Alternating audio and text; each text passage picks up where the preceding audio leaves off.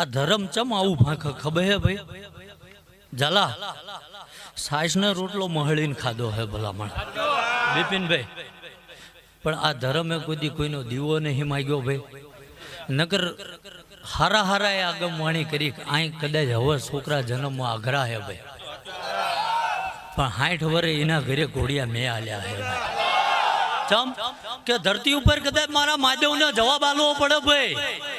હું ભગવાન છું આવું તો કહેતો નહીં બિપિનભાઈ શું કહું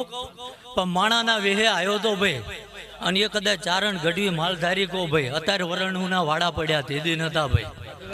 આંખની ઓળખાણ નહીં ભાઈ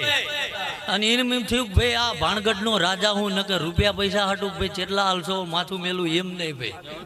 શું કહું પણ એક કદાચ એને ધા કરી કે ભાઈ કદાચ જો આ ધરતી ઉપર કંઈક એવું હોય ભાઈ